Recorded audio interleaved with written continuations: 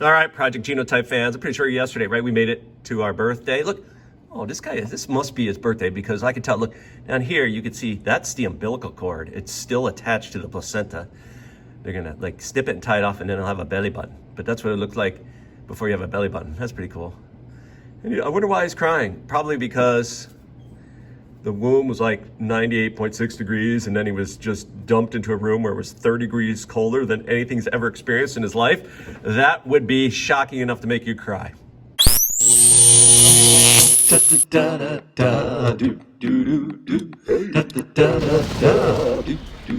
All right. Hey now. Mr. Kovacs class. It's Mr. Kovacs class. You might learn a ton. It's Mr. Kovacs class. He's interesting too. It's Mr. Kovacs class. And he's super cool. It's Mr. Kovacs class. All right, let's see what we're doing today. Oh yeah, we got pregnant, so now everything's hunky-dory. Let's look back on, right?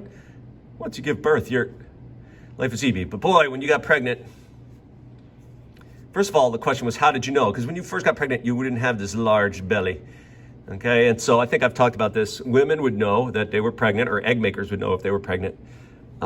Usually there's some symptoms of pregnancy. In some ways, it is like a disease, right? Your body changes in relation to something.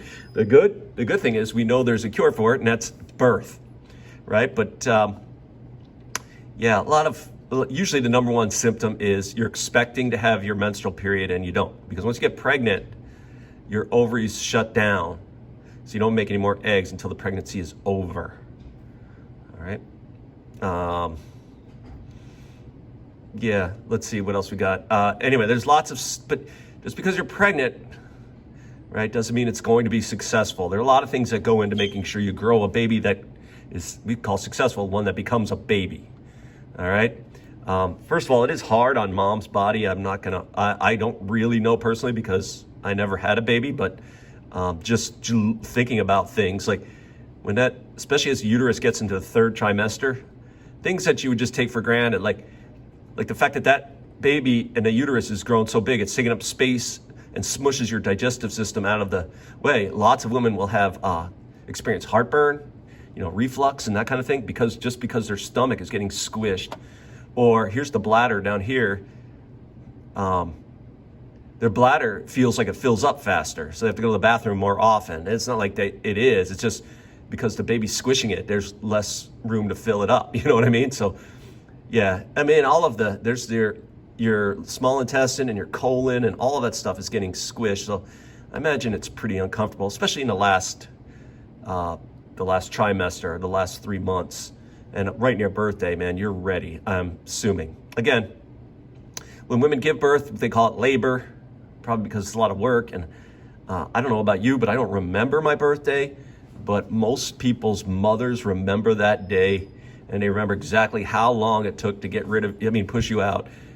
So anyway, that's why I asked the question, shouldn't your birthday you celebrate mom? All right, anyway, let's look at this thing. What's interesting to me is there was a time when childbirth was dangerous. It's hard to read this graph, I know, because it's kind of blurry, but you can see the two lines here. The blue line is infant mortality. So that's how many babies died before their first birthday. And you can see that over time, it starts in the 1920s to 2021, that has decreased quite a bit. But also what happened was called maternal mortality. This is the number of women who died while having a baby or while carrying a baby. And that also has declined to almost zero now. And so the question is why? What are the changes? And it kind of makes sense, but really up until about 100 years ago, we didn't do much for women while they were pregnant in terms of giving them assistance to deliver a happy, healthy baby. Okay, and then it wasn't until the late 1930s in the United States anywhere, where people routinely would go have babies in a hospital instead of at home. Right, that was a big change, a huge change if you think about it. And then, of course, Antibiotics, penicillin were invented in the 1940s, and so that a lot of infections were then treatable. So you weren't going to die of an infection that you got after giving birth. And I thought this was interesting. Blood transfusions were first, really successful again in the late 1940s, really as a result of World War II. Okay, so that means if you weren't going to die of shock or of losing so much blood. And nowadays, look at that. I mean, mortality rate of mothers is like zero. Like your chance of dying in childbirth is zero, as long as you're in a hospital, probably. Okay. Babies, it's different because not only they have to survive childbirth, they have to survive right after childbirth. This is infant mortality, and you can see that, just looking at this graph, you can see that still an issue. This is 2017, but still an issue in what we call underdeveloped countries like this in Africa and in the Middle East and that kinds of things. We have a pretty good, Canada's better than we do. We do better than Mexico. Most of Europe does better than we do in terms of infant mortality, babies dying. And probably the reason why mortality has gone down for infants is, again, there's this kind of care, neonatal care, where you can take care of babies that are born premature that used to just die, and like now they survive. And if you look at, again, there's definitely a correlation between antibiotics and mortality of just about everybody. Old people, babies, and even just regular people has gone down. This was surprising to me though. This is in the United States. They're still not equal though. You would think all of these would be equal, that it wouldn't matter what your ethnicity was, but it's still surprisingly high in black populations in the United States of pregnancy-related mortality, that is either mother or baby dying, much more so than basically almost 3 times to 4 times as much as white Caucasians or even Hispanics. But yeah, and I don't know why that is. Maybe it's access to hospitals, medical care, who knows. But man, you go back 100 years, birth was done in the home. Usually you had a doctor, maybe that would come. You maybe had some friends, or they called midwives. This was probably the husband who your hair is holding it. Doesn't that look like fun? Okay. They figured out pretty early on that, if the mother was having a problem delivering the baby, sometimes they could sacrifice the mother to get the baby. It sounds terrible, but C-sections are not, cesarean sections are named after Julius Caesar, and that's like, a very early AD where he was supposedly birthed by C-section. That's why they call it a Caesar section. Julius Caesar. His mother did not survive that, by the way. What else is going on? Some interesting things I found. In the United States, the number of babies being born is less and less per household. And I'm trying to think of why that was, but probably if you think about it, if more babies died, you'd be more likely to have more babies to replace them. Does that make sense? I don't know. So you'd be more likely to have more children. Also, I can imagine that in agrarian, if let's say you were a farmer or something, it'd be an advantage to have more free labor, that is more babies. Although it does take them a little while to grow up to be strong enough to help you out. Some other interesting things. The most babies ever recorded birth to one woman is 69 children. Can you believe that?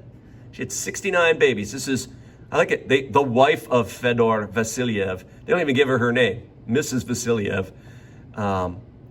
She got pregnant and gave birth 27 times in her life, okay? She had multiple pairs of twins. She had 4 sets of quadruplets. That's how she got such a big number. But 27, even if she only had 1 at a time, that's still a lot of babies, 27 babies. And then let's see what else I thought was interesting. Oh yeah, here it is. Maria de la Carmen Busada is the oldest verified mother. She was 66 years old. Now that's strange because usually women stop making eggs, but when I did more research, she had this baby through IVF and the egg was not hers. The oldest mother to have her own egg turn into a baby and give birth to it, as of right now that I could find, was January 2017. This woman named Dawn Brooke, she had a son that she had conceived at 59 years old. That's about as old as you can get, okay? Now, I've been carrying on, but pregnancy is not easy, and there are lots of problems. In your part two today, you're going to read about a few potential problems and where they come from. Some of them are just bad luck, okay? And some of them can be prevented. But here's a good example of one that I don't want to call it bad luck, but just bad luck, right? Like this is called RH or rhesus disease, which is there's a marker on blood cells called the RH marker. And if you don't match, then you'll make antibodies to fight it. So like sometimes what happens is mom has her first child and she's got this baby growing inside of her that's not her, and her immune system is like, holy cow, these guys are not our cells, and they want to fight it. So you can imagine, and once you make antibodies, then the next time you get pregnant, you might abort the baby because it's like a disease. Anyway, that's kind of the natural way. The next time we meet, we'll talk about some of the other things that I hope you know you should not do if you're pregnant that can cause a lot of complications. All right, enjoy, people, enjoy.